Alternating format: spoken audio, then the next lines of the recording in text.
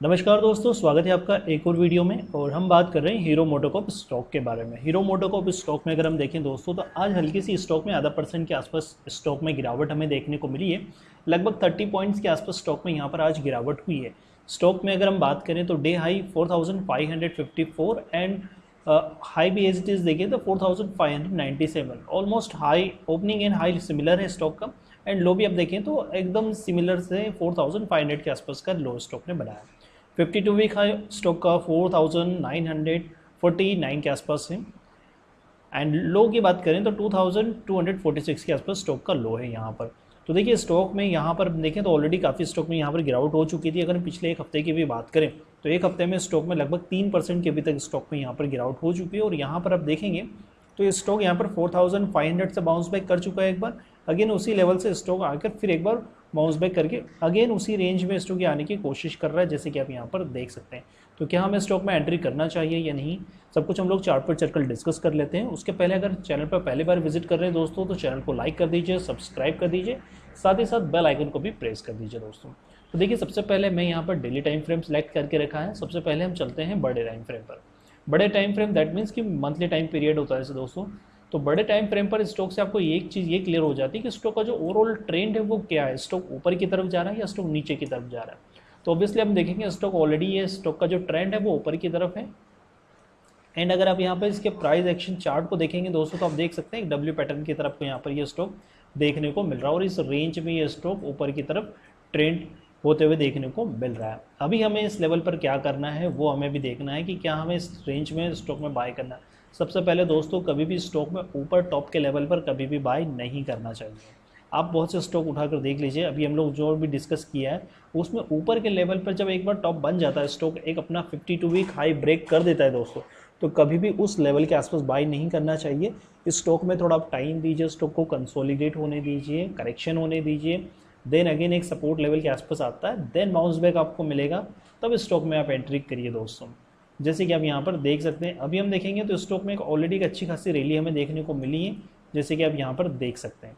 अभी स्टॉक क्या कर रहा है, स्टॉक में करेक्टिव मोड है। अगर आप देखेंगे तो ये रेंज में स्टॉक में करेक्शन फेज आपको देखने को मिल रहा है। एक बड़ी कैंडल अगर आप देखेंगे 19 फरवरी की, उसके बाद से स्टॉक ने उसी लेवल को रिस्पेक्ट किया है जहाँ से स्टॉक ने लो बनाया। अभी स्टॉक में यहाँ पर ये एक रेंज का सपोर्ट है और ये एक रेजिस्टेंस है।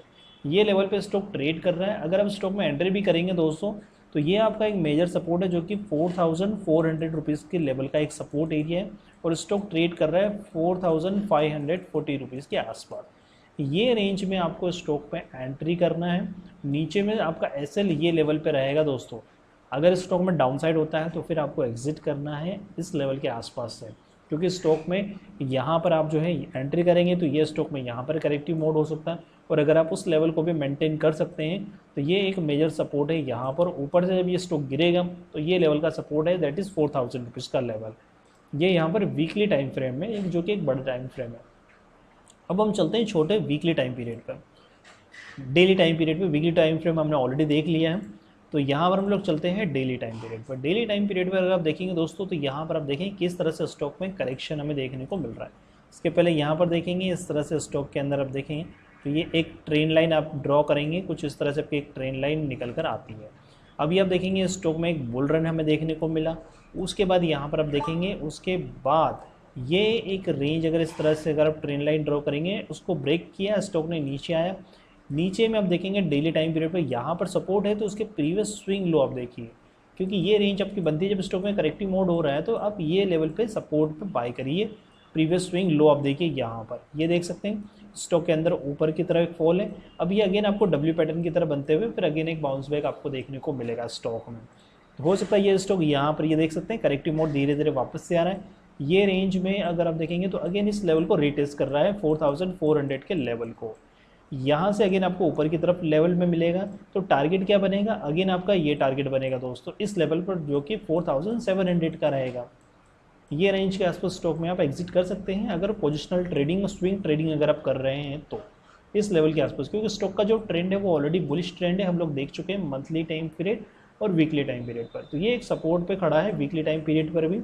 और यहाँ पर डेली में इस तरह का डब्ल्यू पैटर्न बनते हुए आपको दिखाई दे रहा है। और अगेन ये रेंज में एक क्रूशियल सेलिंग वापस से ये मिल सकती है। और अगर इसको एक बार ब्रेकआउट कर देता है और सस्टेन करता है तो फिर आगे एक रैली बनती है दोस्तों ऊपर की तरफ। अभी की सिचुएशन में ये एक सपोर्ट है यहाँ पर, नीचे ऊपर रेजिस्टेंस है, यहाँ एसएल है और यहाँ पर आपका टारगेट है इस रेंज के आसपास। ये ब्रेक होता है तो डेफिनेटली इस लेवल पर आपको बाय करना है दोस्तों 4000 रुपीज़ के लेवल पर। बट यहाँ पर आपको स्पेशली दोस्तों बता देता हूँ, यहाँ पर मैं अपना एनालिसिस शेयर कर रहा हूँ आपके साथ में। आप अपने लेवल पे एक बार एनालिसिस करिए दोस्तों कि स्टॉक में क्या आप इस लेवल पर बाई करना चाहते हैं या नहीं करना चाहते हैं। क्योंकि अगर स्टॉक मार्केट में आए हैं तो एक बार खुद भी एनालिसिस करना काफ़ी ज़रूरी है कि आपके ट्रेंड लाइन क्या बोल रही है, आपको सपोर्ट रेजिस्टेंस क्या बोल रहे हैं। आपके मल्टी इंडिकेटर को कंफर्मेशन लेके चलेंगे तो मल्टी कंफर्मेशन जैसे MACD हो गया, मूविंग एवरेजेस हो गए, इन सब का कॉम्बिनेशन मिलाकर एक ट्रेड एग्जीक्यूट होता है दोस्तों। प्राइस एक्शन को आप फॉलो करिए, उसके बाद आप अच्छा खासा ट्रेड प्लान कर पाएंगे। और कुछ नए बिगिनर्स होते हैं जो एक रैली देखने के बाद ऊपर से एंट्री कर लेते हैं दोस्तों, अगेन वो लॉस में आके उनका PNL जो होता है वो आपको लॉस में ही देखने को मिलता है। यहाँ पर अगर आप देखेंगे तो PNL आपको लॉस में दिखता है, क्योंकि प्रॉपर अगर आप एनालिसिस नहीं करेंगे तो ऑब्वियसली आपका जो पोर्टफोलियो है वो प्रॉफिट के बजाय माइनस में ही शो करेगा।